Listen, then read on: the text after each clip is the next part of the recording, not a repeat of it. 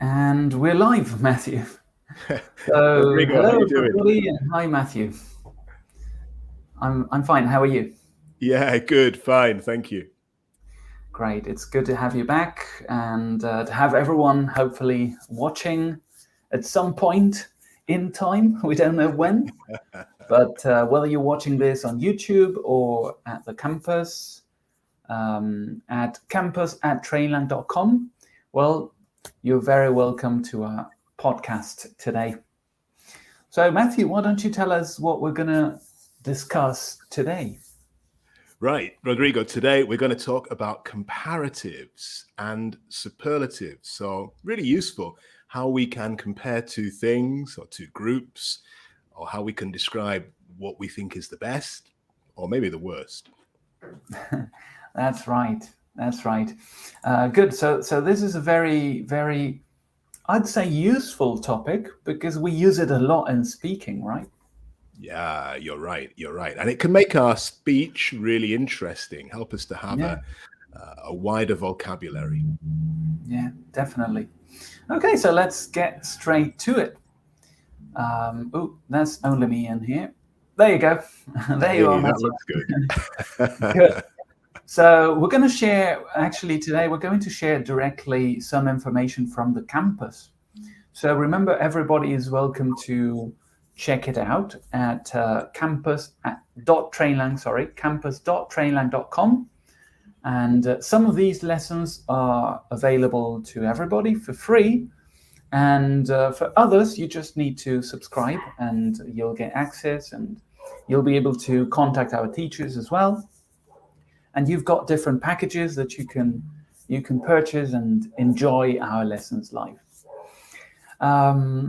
So let's get straight to it. Let's talk about comparatives, right? Probably people listening to this podcast at this level, Matthew, have already studied a little bit of this topic, right? Comparatives.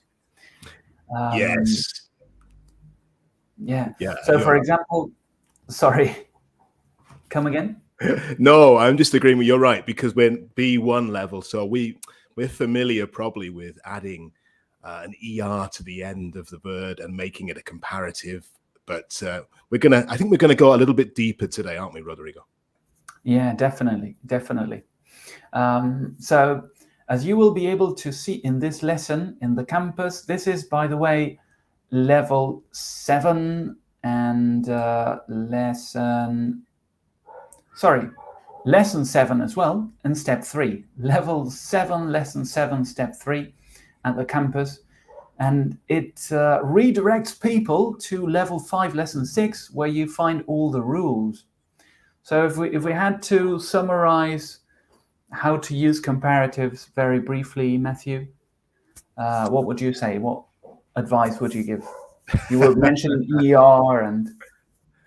Yeah, so, well, the best advice I would give, Rodrigo, is to go to level 5, lesson 6, step 4, and you can see it there. But yeah, that's the idea. No, we need just to change the word, adding that ER to the end. For example, he is faster than. So we need the ER on our verb, and then we need to use the word than, no, at the end. Yeah, So perfect. Great, good. And then we've got that little detail that sometimes some of us might forget, that the long adjectives, those adjectives that are maybe 3 syllable long, 3 syllables long, adjetivos de 3 sílabas o más, instead of adding ER, we add the word more before it, right? So for example, beautiful, the adjective beautiful, beautiful, that's 3 syllables. So we don't say beautifuler, we say more beautiful, right? yes. So I guess that's the basics of how comparatives work. And here we have another detail that's added in this lesson. Can you talk about that, Matthew? Yeah, certainly. So as we can see there in the campus, you can use less to mean the opposite of more. So in your example that you just mentioned there, Rodrigo, beautiful, we could say, I don't know, this landscape is more beautiful than yesterday's. But if we think it's not so nice, then we just change it. Oh, this landscape is less beautiful than yesterday's. Great. Perfect example. Great. Good. You didn't choose to use people in that example. Otherwise, it's a very good landscape. I loved it. That can be a dangerous example to use. Yeah. That's what I was thinking while you were using that example. What is he going to say? That was great. That was very good. And then we have superlatives. Yeah. So superlative adjectives, it's to some degree, it's similar to a comparative, but instead of comparing two things or two people, we are comparing one to all the rest. Yeah. So it's not that this one is bigger than this one, but we say that this one is the biggest, which means la más grande. Yes. So again, it's similar to Spanish. Yeah. So this is the biggest, I don't know, pen in the world. Because I have some pens here in front of me. Good. Anything else we might mention about this, about superlatives? Yeah, Rodrigo. So again, like you mentioned before, we need to take into consideration the syllables. So if it's a long adjective, then we can use the most beautiful landscape I've ever seen. Right. That's very good. Perfect. Just a quick reminder, because I've seen many students make this mistake. When they add the most, they also add the est at the end. So they might say the most beautifulest, and that's wrong. Yeah.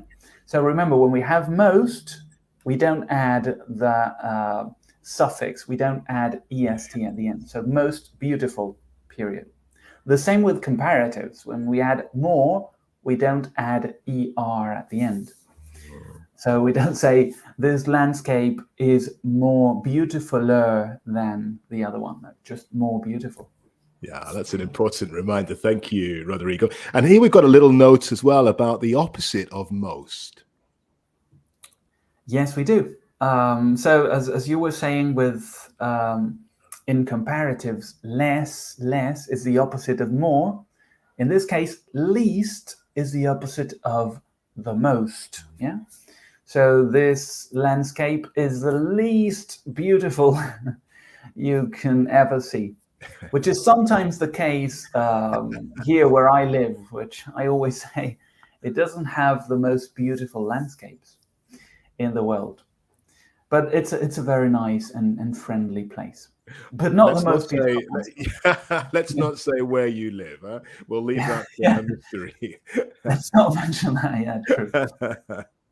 All right, good. So I think we've covered more or less superlatives in there. Would you agree? Yeah, I think so, Rodrigo. That's the main points we need for this lesson, I think. Great. So now let's go straight to point number 3 in this lesson, which I think is probably the newest topic to our students listening and watching actually this podcast, which is comparative and superlative adverbs. Yeah. So what is that? What are comparative and superlative adverbs? Okay, Rodrigo. So we've been talking up until now about adjectives, but here we're focusing on adverbs. Now, an adverb defines the verb. So we're talking about comparing or describing the best, the most in actions, maybe comparing two actions to each other as a comparative adverb. Or as you mentioned with the superlatives, we're then comparing one action with a group of actions and saying this one is the best or this one is the worst. Perfect. Very good. So when we use comparative and superlative adjectives, again, we compare things. Yeah. So usually we use the verb be. He is the most intelligent student in the class.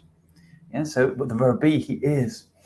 But now, when we use adverbs, they describe actions. So we use other verbs in these sentences. For example,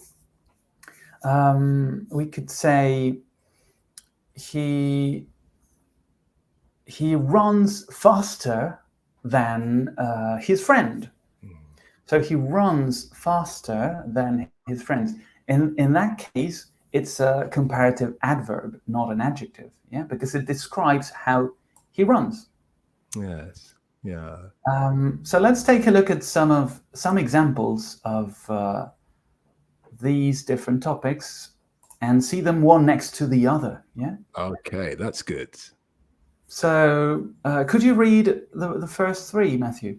Yeah, certainly. So first of all, we start with the comparative adjective. Oh, I am faster than you. And here, as we spoke about, we've just added er to our verb and then than. So comparing myself with someone else. No, faster than you. But if we want to talk about the fastest, the fastest one in the group, or in this case, the class, then we need to add est.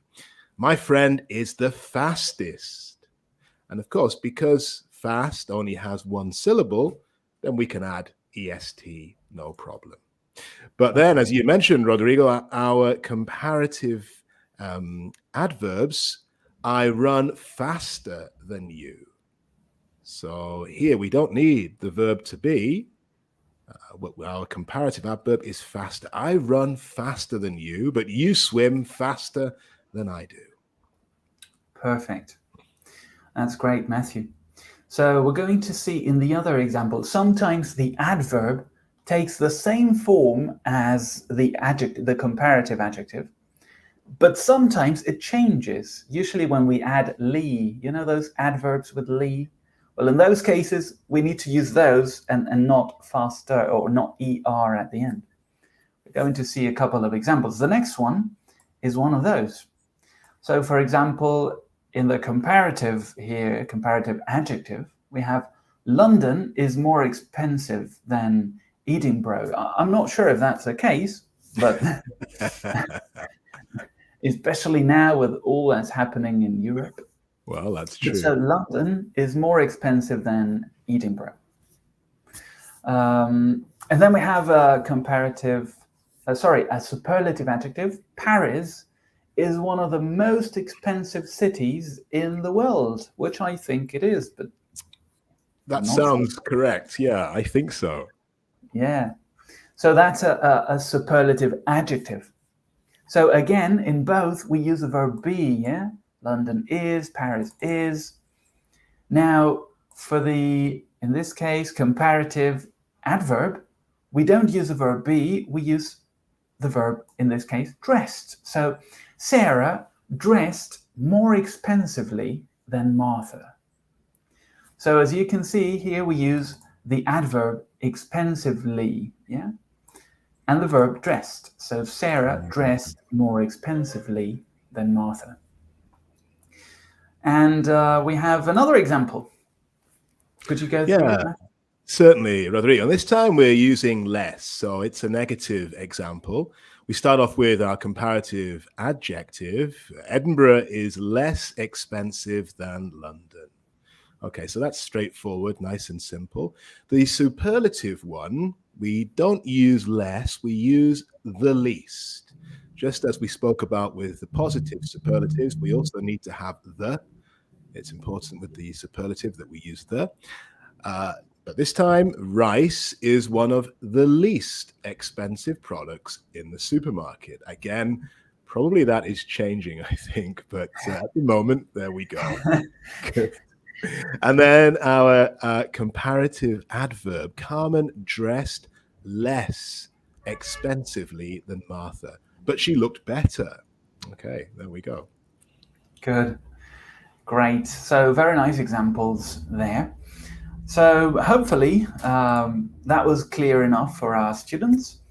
And again, if you want more information about this and you want to practice, you can always visit our campus.trainlang.com.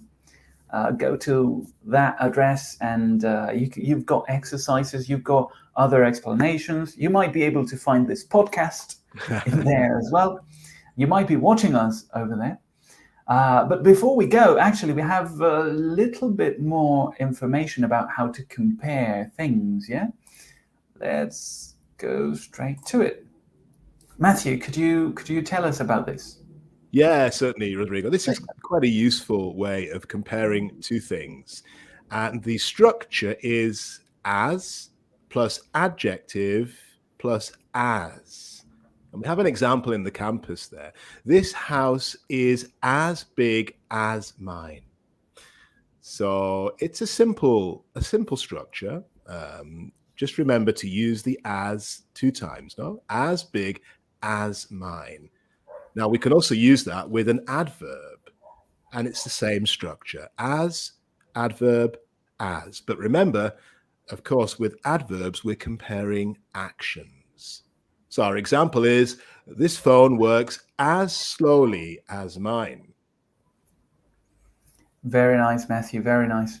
So again, when I use as, it means that they're the same, right? That one is not more than the other. Exactly, that's it. Great. So that was a fairly simple explanation. Thank you very much for that, Matthew. Thank you. And I guess that's it for the day. That wraps it up today, no? Well, this podcast was as long as the last one, I think, more or less. Yeah, you're probably right. You're probably right. Let's see how long the next one is. It might be longer or not as long as this one. I think it's going to be the longest. It might be.